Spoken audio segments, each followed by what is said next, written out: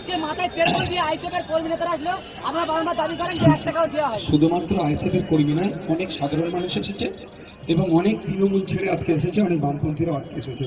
আজকে আইএসএফের ছায়া তুলে এই জন্যই করছে, তারা দেখতে পাচ্ছে যাদবপুর লোকসভাতে আইএসএফ আছে। আইএসএফ বিজেপি তৃণমূলকে পরাস্ত করতে পারবে, অন্যায়কে এখান থেকে বিতাড়িত করতে পারবে, চোরমুক্ত যাদবপুর ভাঙর তুলতে পারবে। সেজন্য এসেছে। আমাদের কর্মী সমর্থক ভালোবাসার মানুষদেরকে বিরিয়ানির প্যাকেট 500 টাকা লাগে না। তারা দেখুন এই বৃষ্টিতে, আমি বলছিলাম আসবো না, প্রোগ্রামটা ক্যান্সেল করে দিচ্ছে, কিন্তু আমাদের নেতৃত্বরা বললো না ভাইজান, আমরা সর্বোচ্চ দিয়ে আমরা যাব, আপনি আসুন। বারবার আমাকে ডেকেছে, আসতে বলেছে, তাই আমি এসেছি। আজকে স্বতঃস্ফূর্ত মানুষ এসেছে, আমি সবাইকে ধন্যবাদ জানাচ্ছি।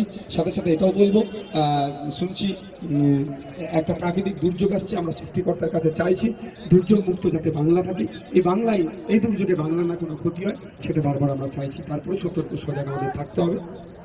কি বলবেন যে আরাবুল ইসলাম জেলে যাওয়ার পরে এই যে মানুষের তৃণমূল ছেড়ে আইএসএফে জয়েন করে, কি বলবেন? কে বলেছে আরাবুল ইসলাম স্যার জেলে যাওয়ার জন্য হচ্ছে? এসব ভুলভাল কথাবার্তা আপনাদেরকে শোনাচ্ছে, অনেক আগে থেকেই আসছে, অনেক